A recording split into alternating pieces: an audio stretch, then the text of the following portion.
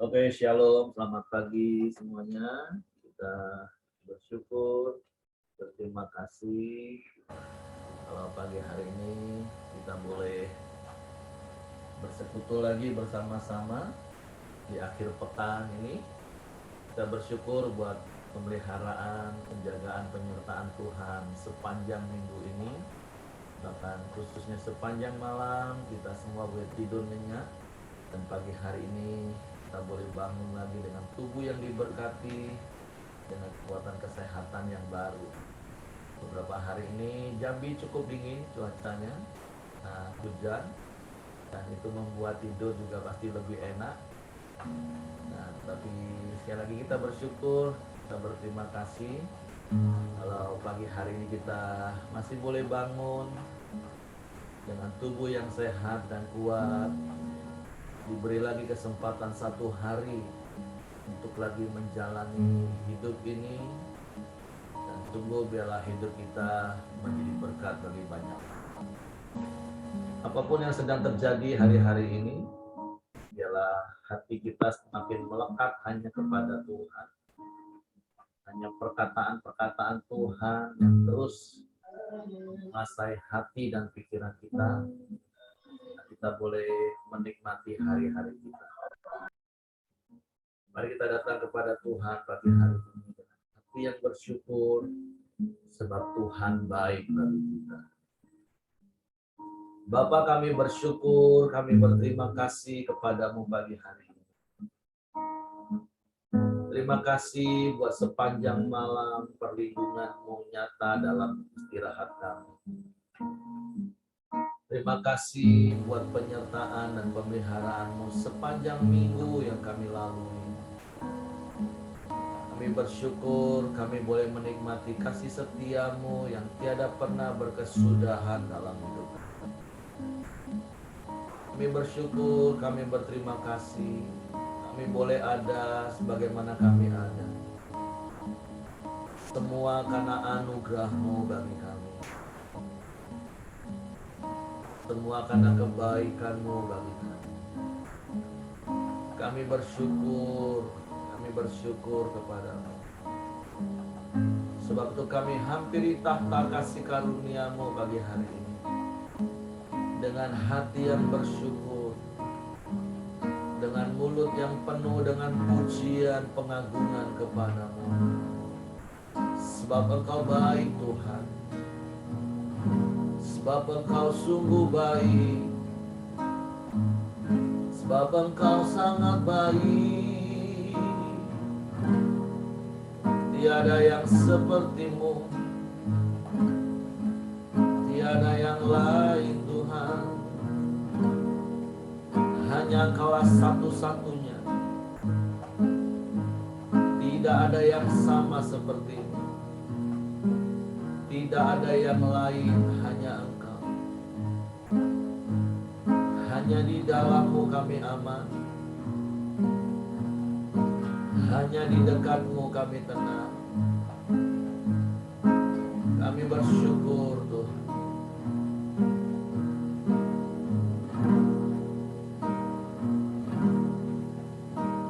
Saat ku masuk kehadiran-Mu, ku tersungkur dan sembah-Mu. Ku persembahkan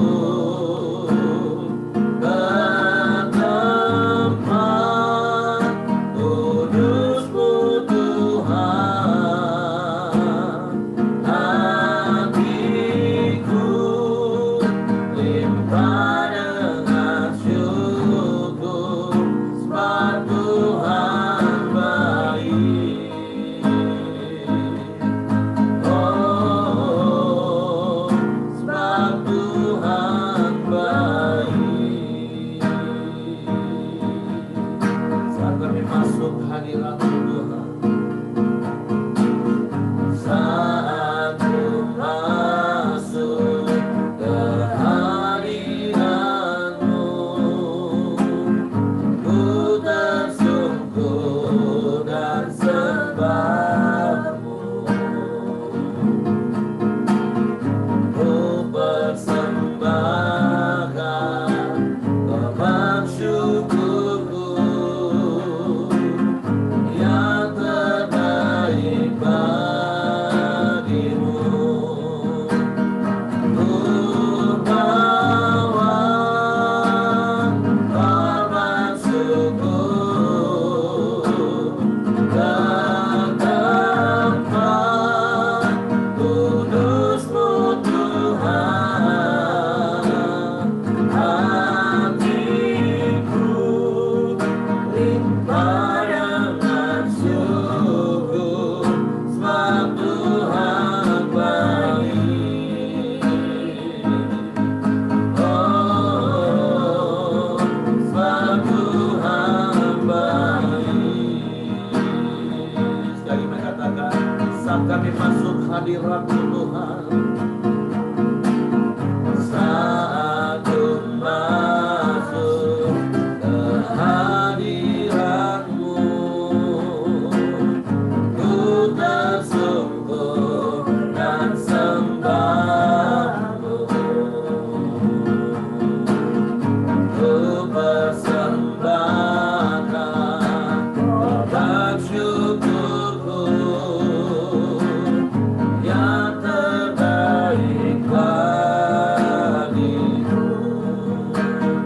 Ku bawa korban syukur, amin, ke tempat kudus-Mu Tuhan. Hatiku limpah dengan syukur, sebab Tuhan baik selamanya, selamanya. Ku bawa korban syukur ke tempat kudus-Mu Tuhan. Hatiku limpah dengan syukur, sebab Tuhan baik selamanya, selamanya. Ku bawa korban syukur ke tempat kudus-Mu Tuhan. Hatiku limpah dengan syukur, sebab Tuhan baik. Oh, sebab Tuhan baik. Oh, sebab Tuhan baik.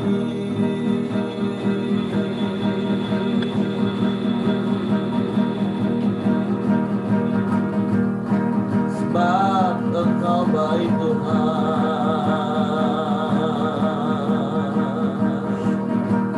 sebab itu kami bersyukur.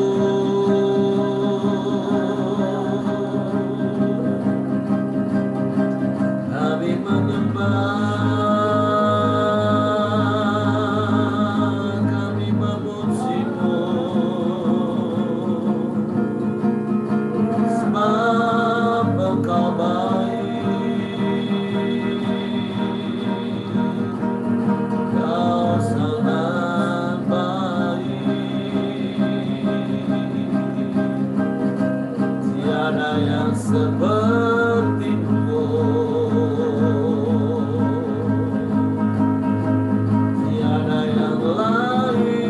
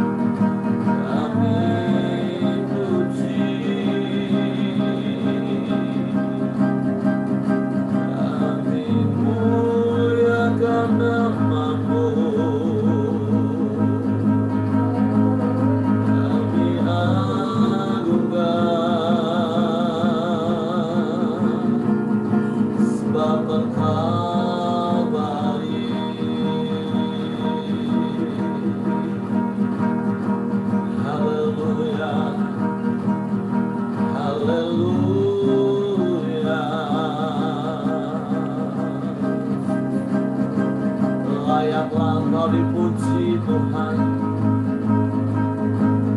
layaklah Engkau disembah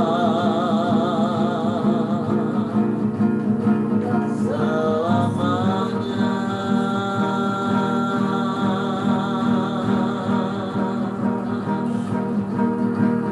Kami sembah, kami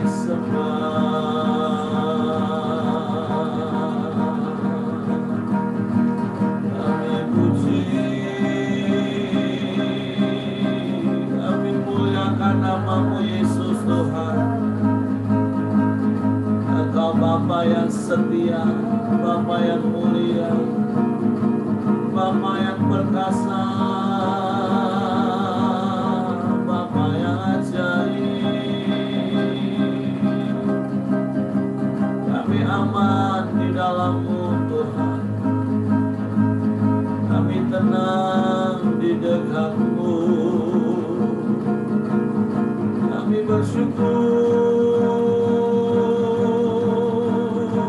kami bersyukur.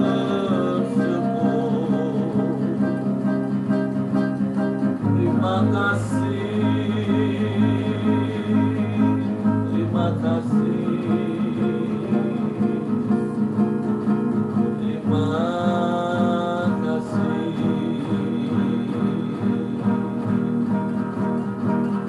Sebab tidak ada Allah yang seperti-Mu. Engkaulah Tuhan dan Raja kami. Hanya Engkaulah yang layak kami muliakan, kami tinggikan. Sebab tidak ada yang seperti-Mu, Allah yang mulia, Allah yang mengasihi kami. Haleluya.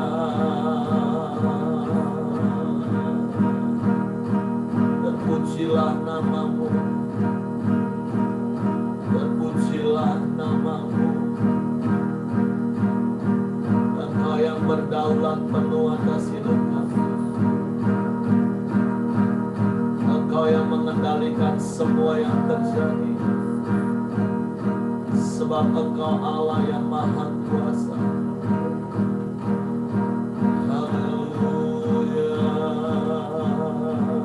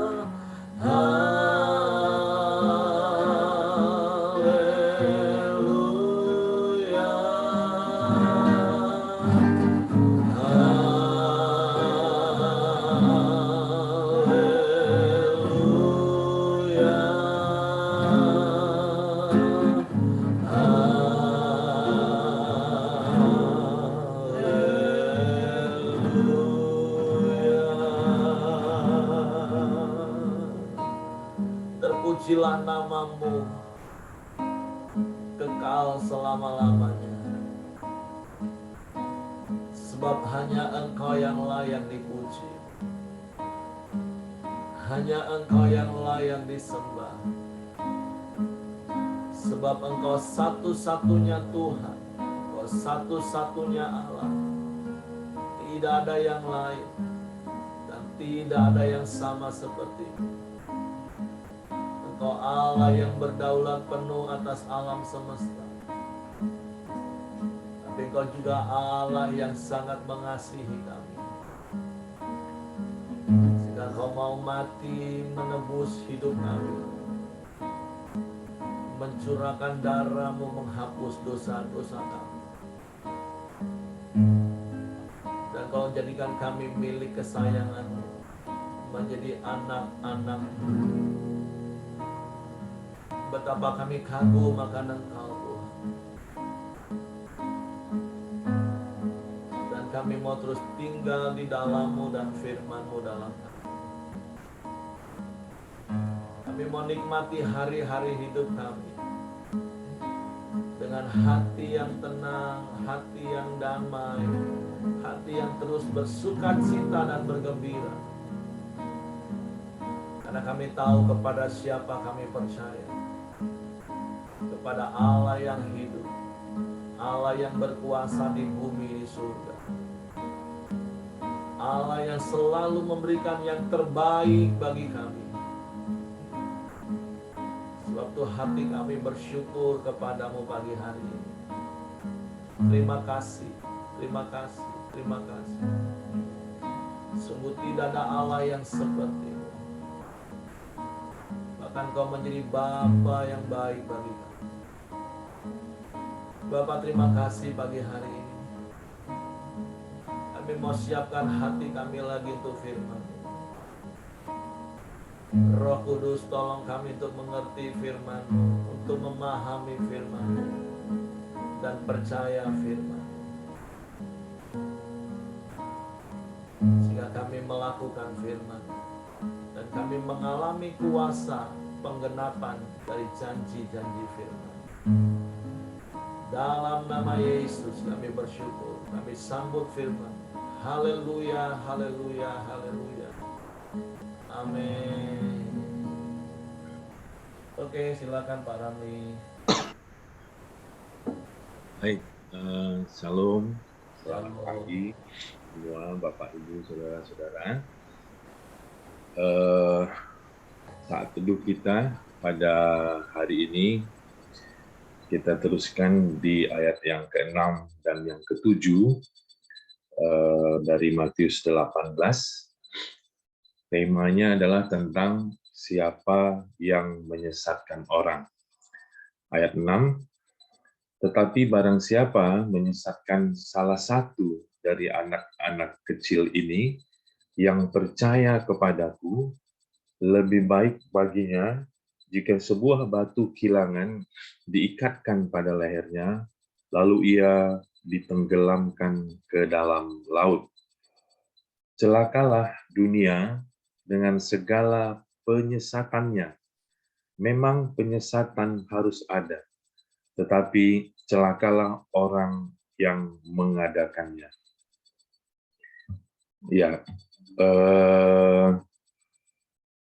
saya percaya bahwa tema tentang penyesatan muncul di Alkitab dan diajarkan oleh Tuhan Yesus kepada kita, kepada umatnya, ya, tentu untuk menjaga kita supaya kita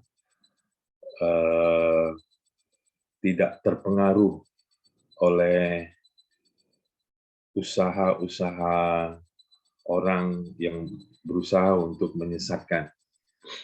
Nah, hari ini kita belajar karena Tuhan Yesus cukup serius. Dikatakan ayat ke-7, celakalah dunia dengan segala penyesatannya. Jadi menolak segala penyesatan, walaupun dikatakan penyesatan itu memang harus ada, tetapi celakalah orang yang mengadakannya. Ya, saya percaya adanya penyesatan itu membuat kita sebagai umat Tuhan, sebagai gereja Tuhan untuk semakin dewasa untuk menilai kebenaran mana ya yang harus kita ikuti. Jadi kita kembali ke ayat yang ke-6, dikatakan, tetapi barang siapa menyesatkan salah satu dari anak-anak kecil ini yang percaya kepadaku, dan seterusnya. Ini adalah lanjutan dari perikop sebelumnya yang kemarin dibahas oleh Pak Simon, ya, tentang siapa yang terbesar di dalam kerajaan surga haruslah memiliki hati atau karakter seperti anak kecil yang tulus, yang polos, yang selalu positif, yang selalu percaya, seperti itu. Nah, apakah anak-anak kecil yang dimaksud di dalam Matius 18 ayat 6 sampai 7 ini masih sama dengan anak-anak kecil yang di perikop sebelumnya? Tentu saja para penafsir-penafsir bilang tentu masih bisa, atau maksudnya ya benar ya, anak-anak kecil yang dimaksud memang adalah anak-anak yang masih kecil. Tetapi banyak juga yang menafsirkan, dikatakan bahwa ada kalimat anak-anak kecil ini yang percaya kepadaku. Nah, kata yang percaya kepadaku itu lebih cocok atau lebih tepat digunakan untuk orang-orang yang sudah dewasa.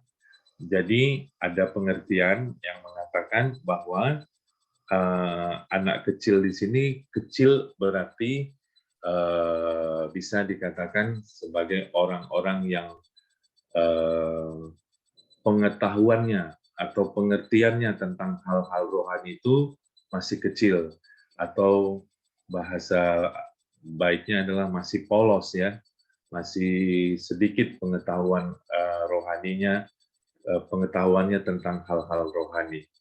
Jadi berarti ada dua pengertian anak kecil yang saya tangkap ya di sini. Yang pertama tentu adalah anak-anak yang memang masih kecil, dan yang kedua adalah orang-orang yang masih polos secara rohani, masih pengetahuannya masih baru ya tentang hal-hal rohani.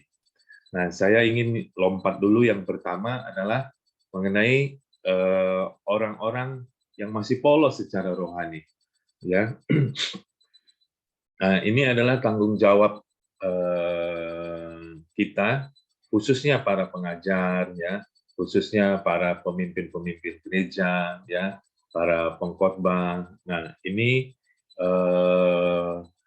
penting sekali supaya jangan sampai menjadi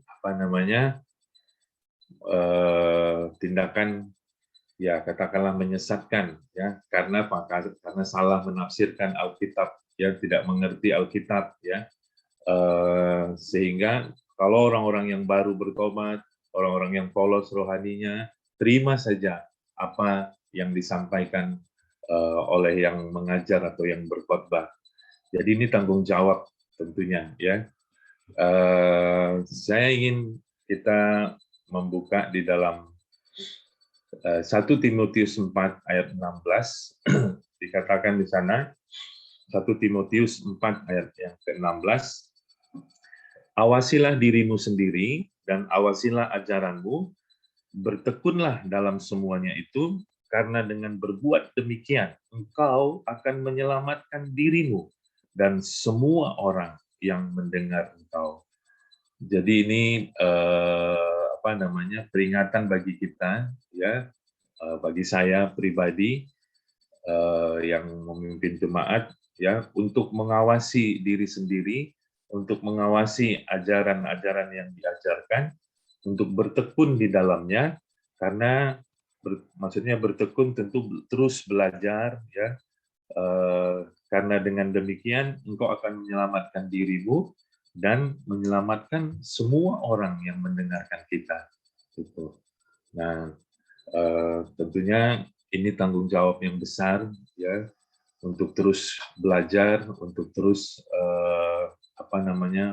mengawasi diri kita. Makanya di Pelita kita kepemimpinan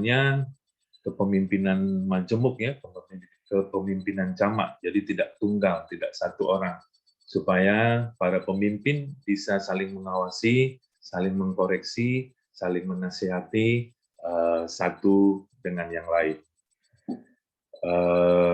Saya kira itu di topik mengenai para pengajar, para pendeta, para pengkhotbah, ya, untuk bisa mengawasi atau mengevaluasi pengajaran-pengajarannya sehingga apa? Sehingga terhindar dari kesalahan-kesalahan dalam penafsiran.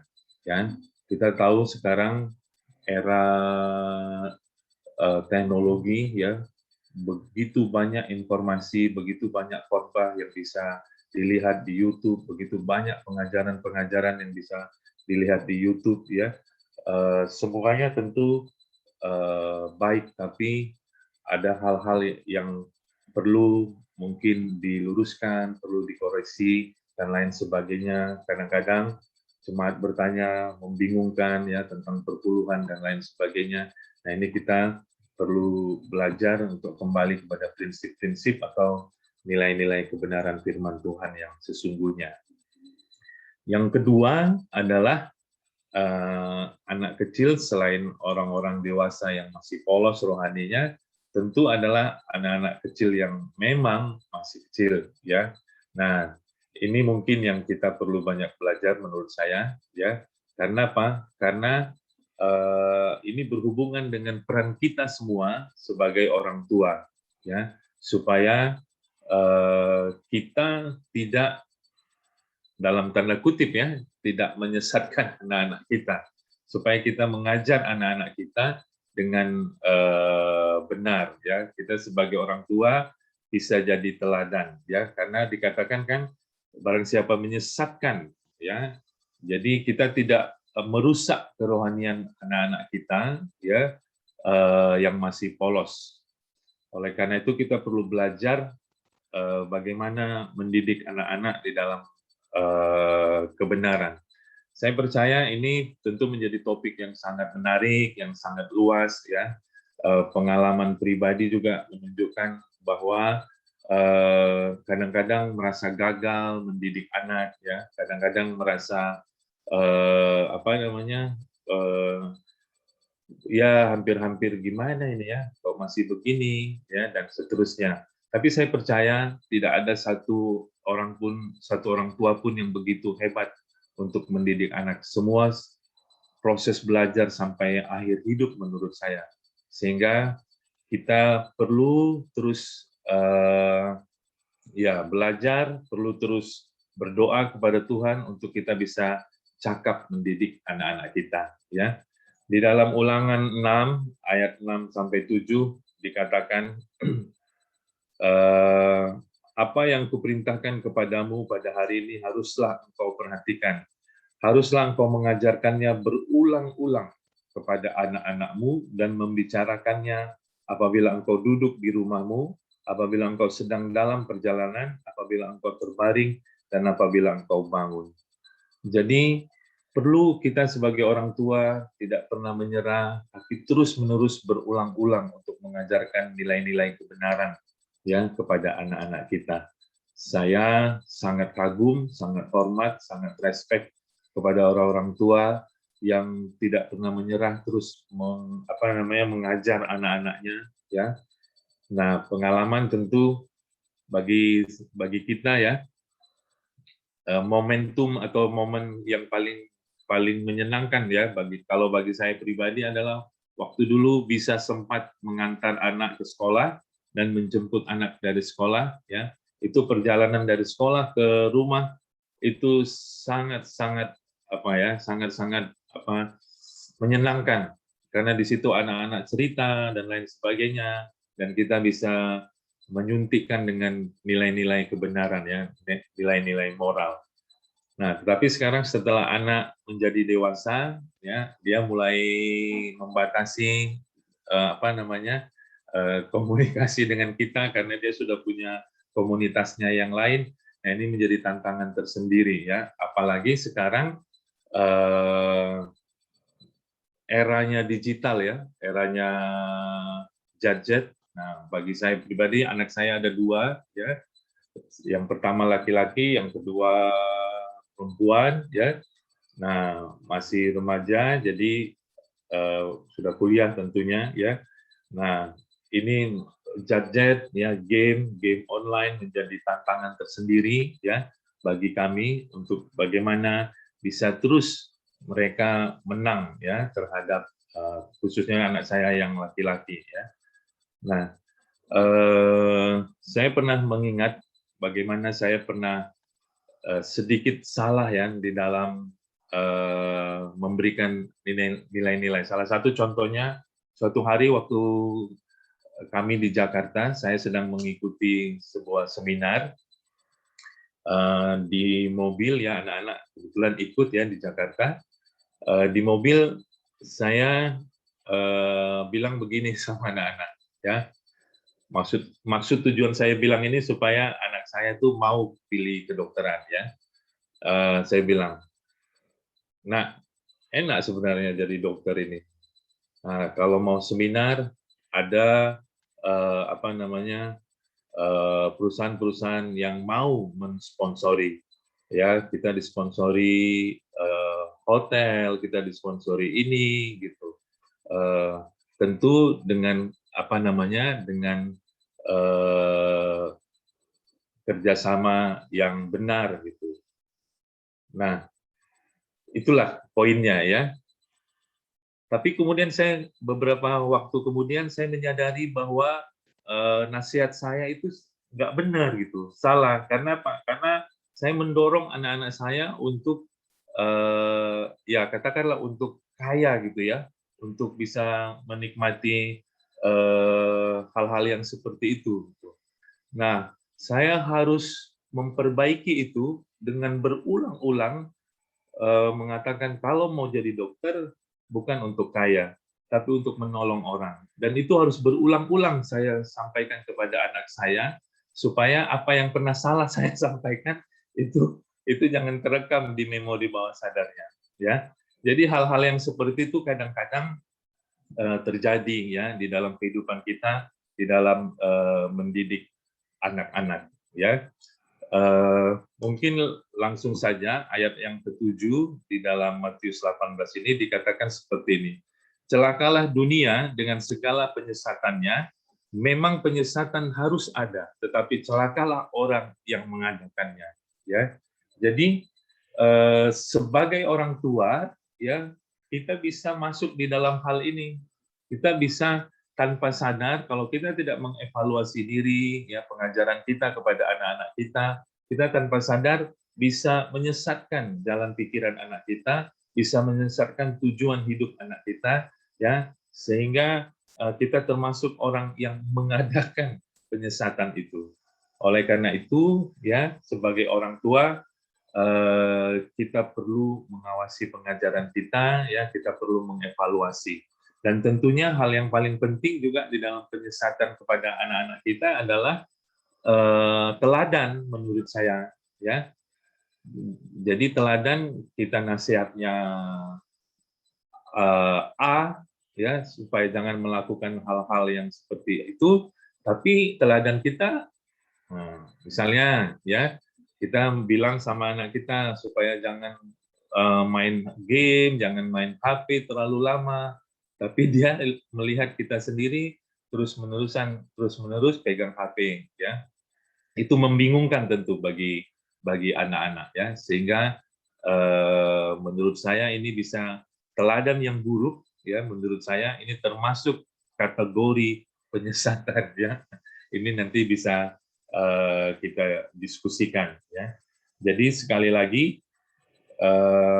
tentu kalau kita mau jadi orang yang benar, menjadi orang tua yang benar, ya, maka kita harus memberi teladan yang benar kepada anak-anak kita. Ya, poinnya adalah menjadi orang tua tidak pernah habis-habisnya, ya, tidak pernah selesai untuk belajar, ya. Kapanpun, berapapun umur kita, bahkan sudah menjadi kakek atau nenek, tanggung jawab kita untuk terus memberikan nilai-nilai kebenaran kepada anak kita atau kepada cucu kita itu tetap menjadi tanggung jawab kita.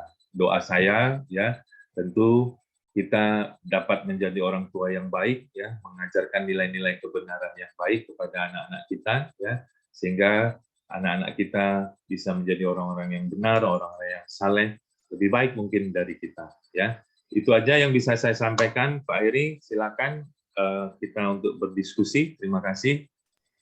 Oke, terima kasih Pak Ramli untuk sharing firman-Nya. Kita diingatkan, di Pak Ramli katakan, anak kecil itu bisa saja memang itu anak-anak yang waktu itu datang ikut orang tuanya. Kenapa Yesus katakan jangan menyesatkan anak kecil? Ya, kita tahu semua anak-anak kecil itu 0 sampai 7 tahun, semua yang dia dengar, bahkan khususnya apa yang dia lihat, seperti Pak Ramli tadi katakan, karena ada statement katakan gini, satu keteladanan itu lebih bermakna daripada 1000 kata-kata. Nah, anak 0 sampai 7 tahun itu, apa yang dia lihat, apa yang dia dengar, itu akan dia rekam, dan itu akan jadi gaya hidup dia.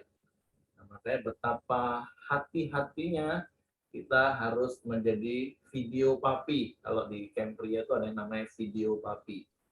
Karena anak-anak kita itu akan menjadi seperti apa yang dia lihat dari kita.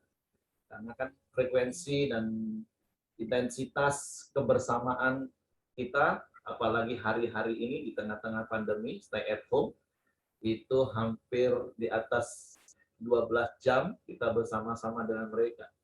Nah, jadi hati-hati dengan tingkah laku kita, hati-hati dengan cara berkata-kata kita. Karena tanpa sadar nanti seperti Pak Ramli bilang, kita bisa menyesatkan mereka dengan apa yang kita katakan, dengan apa yang kita lakukan. Nah, makanya itu hal yang pertama, warning. Atau yang seperti Pak Ramli tadi katakan, kalau itu dianggaplah anak-anak rohani, orang-orang Kristen yang baru, sebagai pengajar atau sebagai orang Kristen senior, kita juga harus memberi teladan kepada orang-orang Kristen baru yang masih anak-anak rohani supaya mereka tidak tersesat. Tapi ayat yang berikutnya katakan penyesatan itu pasti akan ada. Tapi celakalah orang yang mengadakannya. Ini menjadi sebuah koreksi seperti Pak Ramli tadi katakan di 1 Timotius 4 ayat 16. Sebagai hamba Tuhan, saya juga harus mengawasi diri saya, mengawasi ajaran saya. Supaya apa? Supaya saya selamat dan orang yang dengerin saya juga selamat. Karena sekali lagi celakalah orang yang mengadakan penyesatan. Apalagi kalau kita baca 2 ayat berikutnya, renungan untuk besok, ternyata 2 hal yang Yesus singgung yang bisa menyesatkan kita, dan akhirnya kita akan menyesatkan orang itu adalah mata dan tangan kita. Saya semakin ngerti hari-hari ini seperti apa yang sering saya katakan. bahwa di hari-hari terakhir itu kan akan datang penyesatan, datang nabi-nabi palsu yang akan menyesatkan. Bukan saja menyesatkan jalan kita, tapi menyesatkan pikiran kita. Apa itu? Medsos. Ini kan gunanya cuma dengan mata, dengan tangan nih. Nah, semuanya hanya menggunakan mata dan tangan. Apa yang kita lihat, apa yang kita dengar, dan apa yang kita cari di ini, itu bisa menyesatkan kita. Nah, terus kalau kemudian kita tersesat dan kita mengirim berita yang sesat, akhirnya kita jadi penyesat. Wow. Jadi betapa hati-hatinya hari-hari ini. Seperti yang saya katakan, media sosial itulah bisa menjadi nabi palsu yang akan menyesatkan kita. Dan kalau kita tercengkram oleh penyesatan itu, sehingga kita juga bukan cuma sekedar tersesat jalan kita, tapi pikiran kita juga jadi tersesat, dan kemudian jari kita, tangan kita yang sama juga menyesatkan orang lain dengan berita-berita hoax yang kita kirim. Wow, bahaya sekali. Berarti kita orang-orang celaka ini.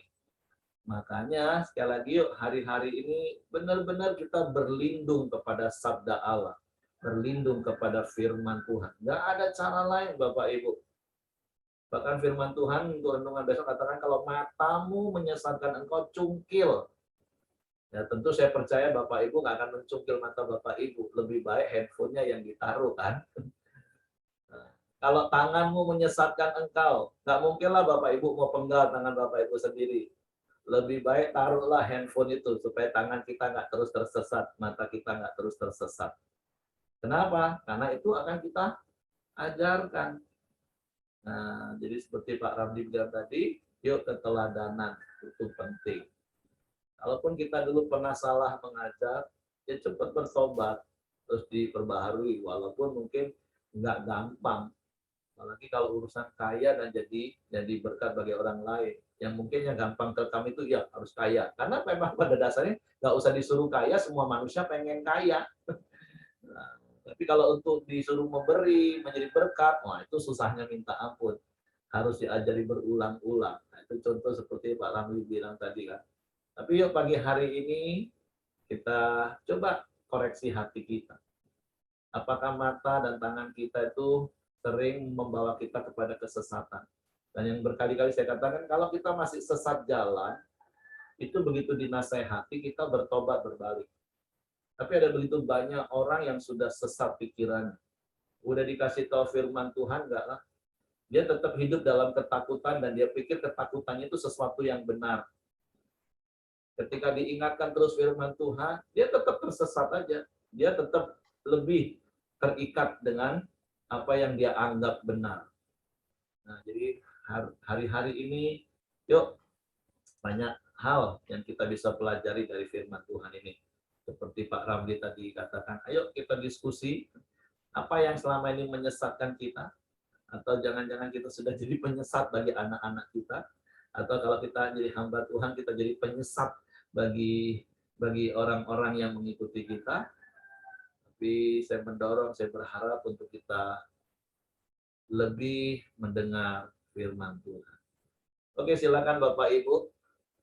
Apa yang Bapak Ibu dapat dari hal-hal ini secara aplikatif dalam hidup hari-hari? Oke, silakan Ibu Medianti. Ya, shalom, selamat pagi. Pagi. Saya melihat mengenai anak ya, yang diterangkan Tuhan ini. Jadi ada orang yang mengatakan kalau anak itu lahir seperti kertas putih yang kosong, nanti kita bisa menuliskan apa saja di dalam kehidupan anak. Tapi saya mengingatkan bahwa setiap anak yang lahir itu membawa dosa. Karena kita ini diperanakkan dalam dosa. Kan demikian firman Tuhan ya. Jadi pada anak-anak, dari sejak dia mengerti tentang hidupnya, itu sebaiknya dibawa kepada Tuhan. Supaya dia itu bertobat. Supaya dia itu menyadari bahwa dia memerlukan juru selamat. Nah, itu yang saya selama ini lakukan ke anak-anak ya. Jadi cuma ke cucu enggak ya, ke cucu enggak. Saya pikir saya sudah mengajarkan anak, sudah mengantarkan sampai dia dewasa, bisa memilih hidupnya sendiri, itu saya sudah lulus. Jadi kalau ke cucu saya enggak ya. Ya mungkin nanti kalau dekat baru kali ya memberikan kontribusi pengajaran kepada cucu. Nah, anak-anak ini memang keingintahuannya itu besar ya. Jadi kita tidak boleh menyesatkan anak. Karena anak bukan milik kita. Tetap dia itu milik Tuhan. Jadi saya nggak pernah itu membentuk anak saya supaya jadi apa enggak. Jadi mereka pada usia SMP itu kita sudah minta dia berdoa. Berdoalah kamu. Kamu mau jadi apa, itu kan Tuhan nanti yang menentukan. Kamu berdoa. Tapi kita kasih wawasan. Dilihatkan, ini loh sekolah begini, ini begitu, begitu. Terus dia berpikir, berdoa. Tapi banyak berdoanya. Akhirnya anak-anak saya itu, tiga-tiganya itu enggak ikut kita. Enggak ada. Jadi kami 5 orang di dalam satu rumah, ya kalau masih satu rumah dulu, itu dengan 5 profesi. Bapak beda, ibu beda, anak pertama pilihannya beda, anak kedua beda, anak ketiga beda.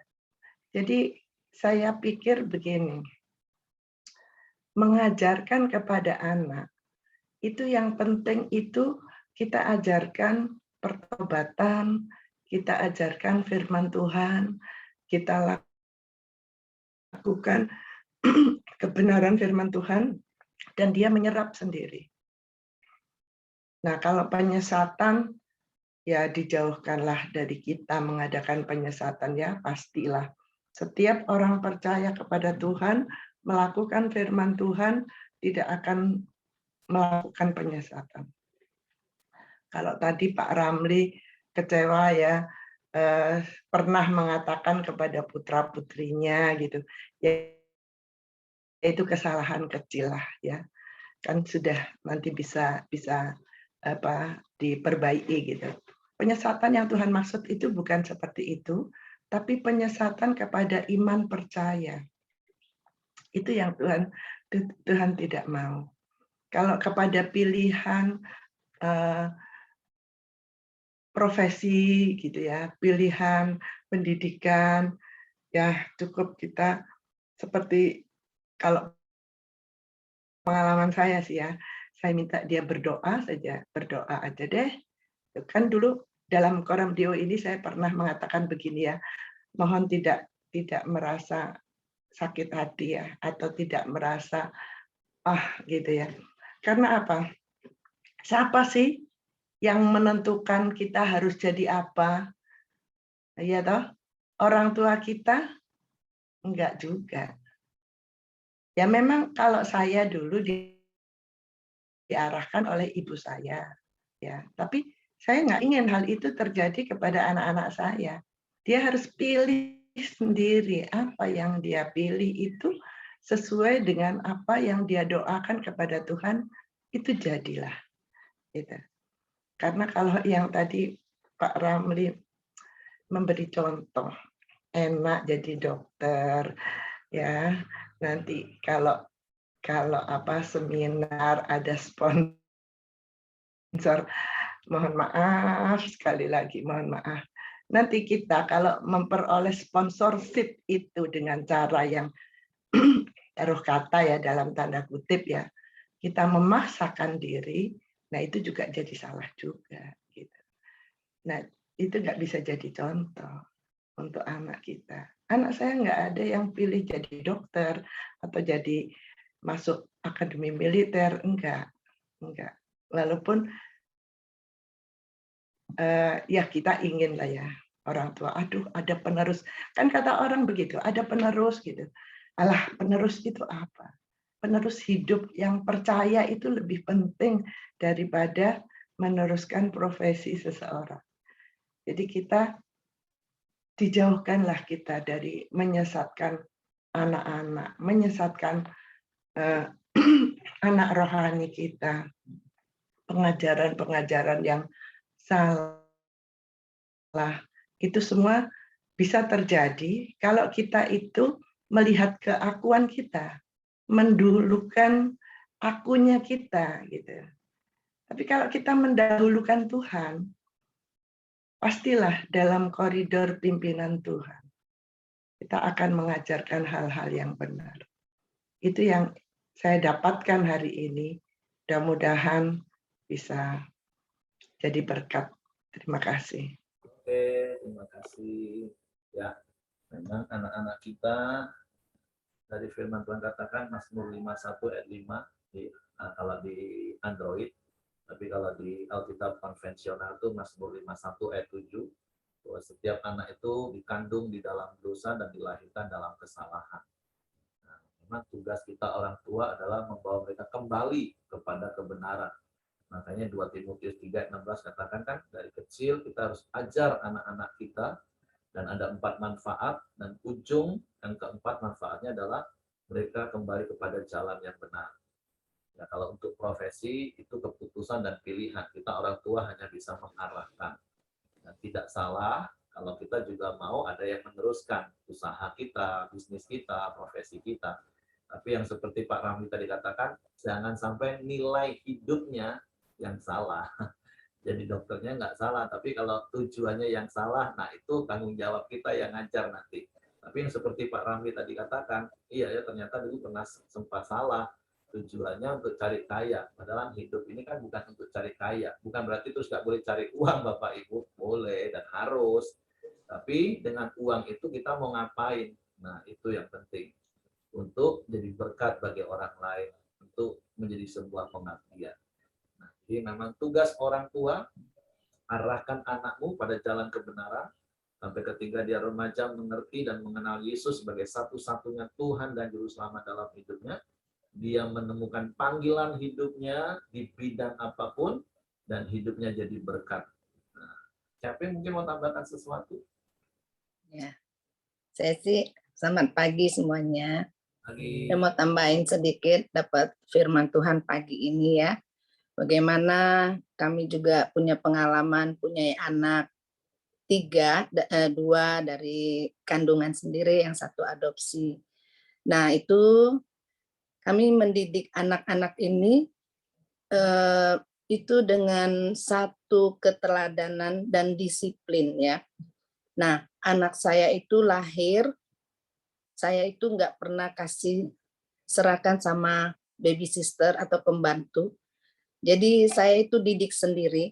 Dari bangun pagi, mereka mandi, sarapan, sekolah, itu saya tanganin sendiri ya. Nah makanya orang lihat kalau ada pembantu di rumah, sering dia bilang, suka ibu-ibu kan kalau di sekolah kan suka ngumpul-ngumpul, suka ngomong, kok sudah ada suster, kenapa ya tasnya masih disuruh sendiri gitu kan. Saya tidak pernah didik mereka untuk urusan diri sendiri, urusan diri mereka itu sendiri untuk pembantu yang urus. Tapi pembantu itu adalah perpanjangan tangan saya dan mereka harus belajar gitu. Jadi saya tuh udah disiplin dari mereka, dari lahir itu bangunnya jam berapa, terus mandi jam 7, terus mandi sore jam 3, itu sudah disiplin. Jadi ketika anak-anak sekolah itu saya nggak punya kesulitan, oh susah bangun, ada orang kan kalau bawa anak sekolah tuh sampai masih mejem, masih belum mandi, dibawa, diangkut-angkut ke sekolahan gitu ya.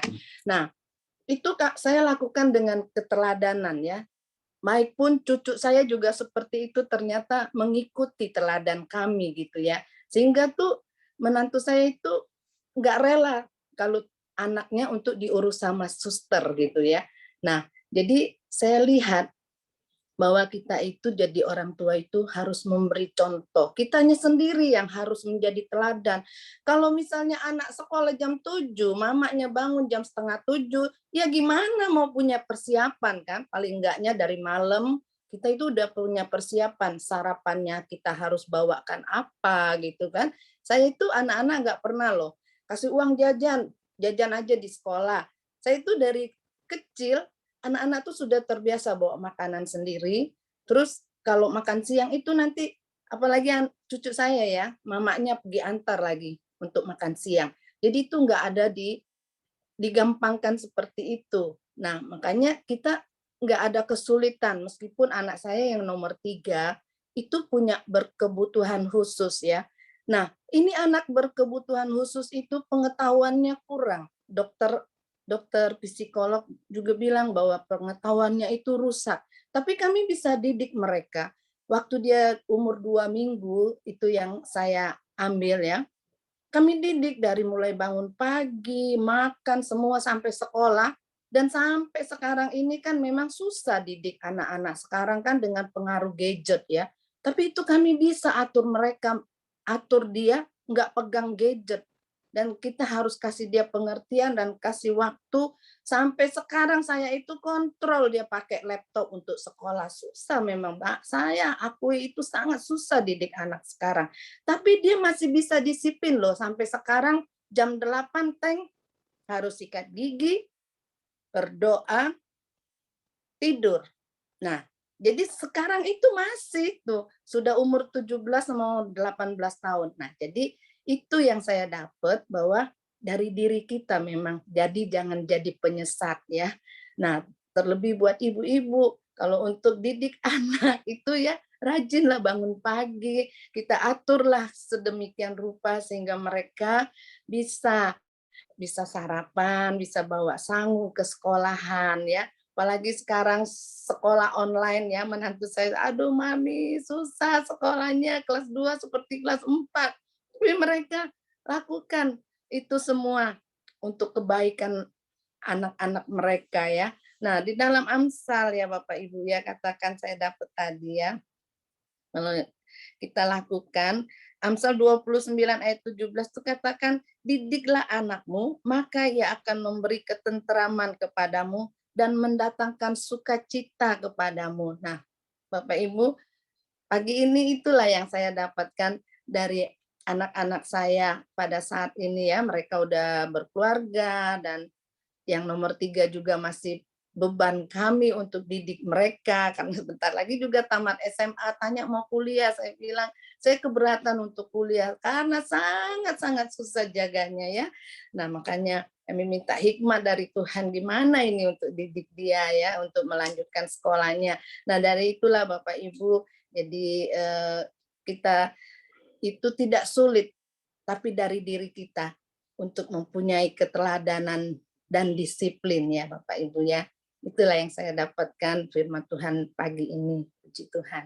Oke, terima kasih. Kalau kita tidak mendidik anak kita, maka gadget akan mendidik dia. Nah, jadi ada beberapa statement yang harus kita perhatikan, seperti yang tadi saya katakan, satu keteladanan itu lebih bermanfaat dari 1000 kata-kata. Nah, yang kedua, anak-anak tidak selalu melakukan apa yang kita katakan, tetapi apa yang kita kontrol. Nah, banyak orang tua cuma ngomong, jangan ini ya, tapi habis itu nggak dikontrol, anaknya lakukan atau enggak. Kamu harus gini ya. Nah, habis itu nggak dikontrol, anaknya lakukan atau enggak. Ya sudah, lewat. Nanti lagi ingat, jangan ya. Nah, 5 hari lagi baru ingat, ini ya. Nah, yuk come on, jadi orang tua sejak kecil. Sekali lagi khususnya 0 sampai 7 tahun, itulah pembentukan 50% karakternya. 8 sampai 12 itu tambah 25% pembentukan karakter. Jadi kalau sudah remaja baru mau diajari, diatur nilai-nilai hidup, nah berantem. Saya banyak temukan orang tua berantem sama anak-anak remajanya. Yang salah siapa sih? Ya kita, nggak mau didik, nggak mau ajar dari kecil. Nah, bapaknya khususnya. Karena ingat ya, ibu itu merawat dan mengasuh. Tapi yang menanam nilai-nilai hidup itu pria. Nah, ini banyak pria kan salah. Pokoknya semua urusan rumah tangga, urusan anak, itu istri yang atur. Ya, kalau syukur-syukur istrimu bisa manage waktunya dengan luar biasa seperti Ibu Simon tadi. Apalagi ibu-ibu sosialita zaman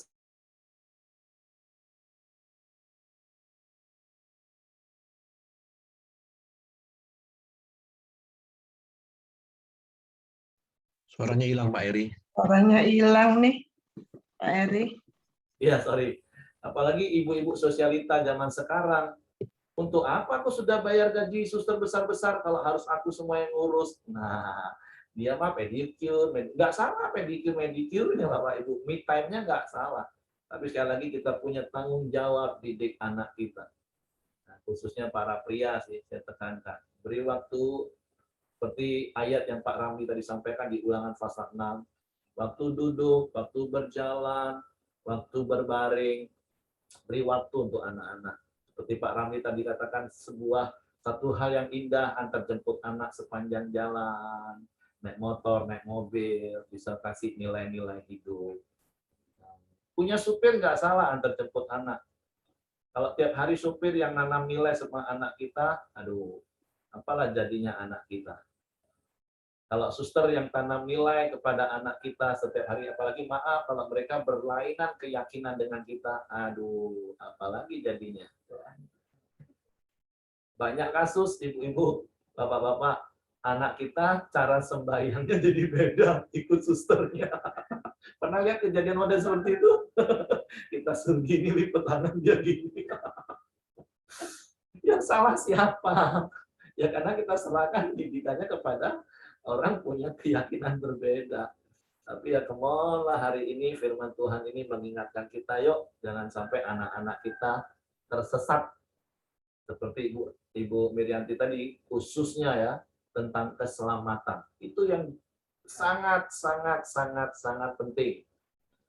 Nah, dari kecil itu kita harus didik 2 Timotius 3:16 itulah Bapak Ibu pahami. Ujungnya itu supaya mereka menemukan jalan kebenaran. Oke, saya pikir waktu kita juga sudah lewat, tapi nggak apa-apa, biarlah sharing firman ini mengingatkan, khususnya bagi yang masih punya anak-anak kecil, bukan berarti yang anaknya sudah besar, enggak, harus tetap lakukan. Karena sekolah hidup itu seumur hidup kita. Oke, Hengki mau tambahkan sesuatu, Heng? Saya serahkan sekalian ke Hengki, yuk. Oke, terima kasih. Mari kita satukan dalam doa. Silakan, Meliana. Mari kita satukan hati, kita berdoa. Tuhan, terima kasih Tuhan, kami bersyukur ya Tuhan buat pagi hari ini Tuhan. Terima kasih buat firman-Mu ya Tuhan yang menguatkan kami, firman-Mu yang mengajarkan kami Tuhan. Untuk kami ya Tuhan juga dalam hal mendidik anak Tuhan, Engkau yang memberikan hikmat bagi kami ya Tuhan, agar kami menjadi orang tua yang bijak ya Tuhan, yang orang tua yang takut akan Tuhan, sehingga itu boleh kami turunkan kepada anak-anak kami menjadi anak-anak yang takut akan Tuhan. Terima kasih Tuhan. Saat ini juga kami berdoa Tuhan, buat pokok doa kami Tuhan.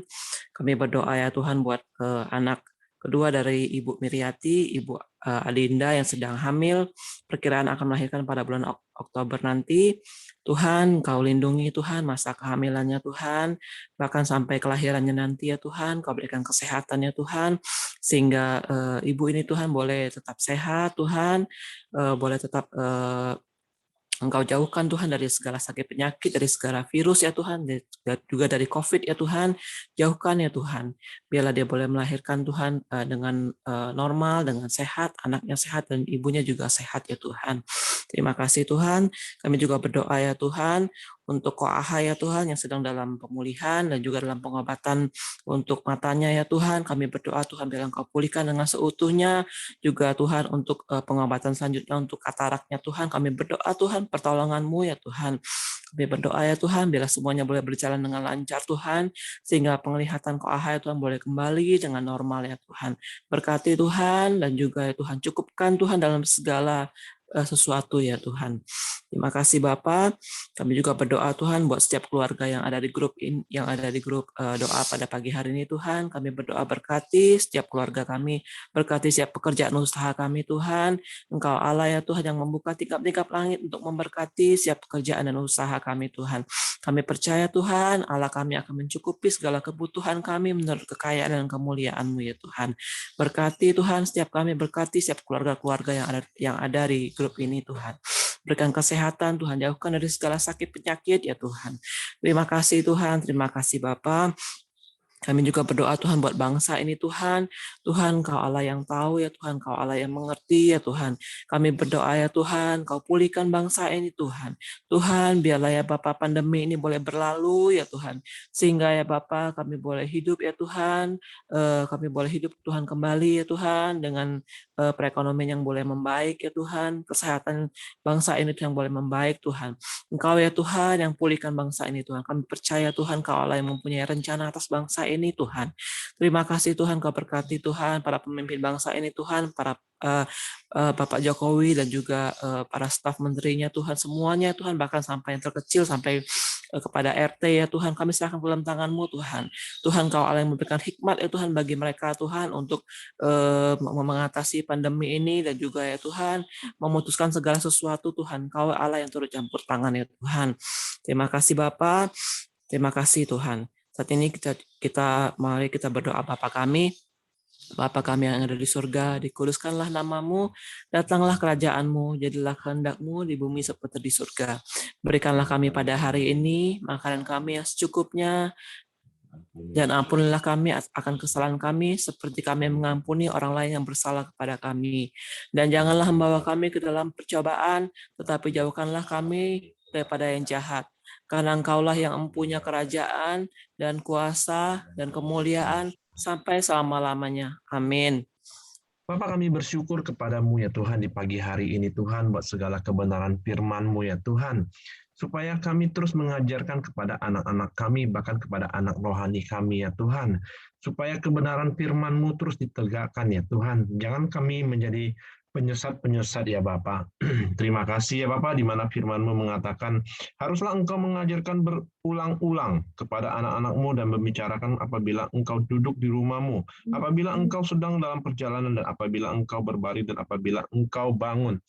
Tuhan, biarlah kami akan mempraktikkan dalam keseharian kami, Tuhan, apa yang telah Engkau firmankan di pagi hari ini ya Bapa. Terima kasih Tuhan, biarlah sebentar lagi setiap kami akan melakukan aktivitas kami, biarlah penyertaan-Mu Tuhan, damai sejahtera-Mu, sukacita-Mu terus menyertai kami sepanjang hari dan sepanjang waktu kami ya Tuhan.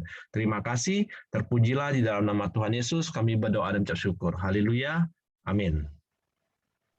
Oke, semangat pagi, selamat beraktivitas, dan selamat berakhir pekan. Besok jangan lupa beribadah, dan kita ketemu lagi hari Senin. Tuhan memberkati.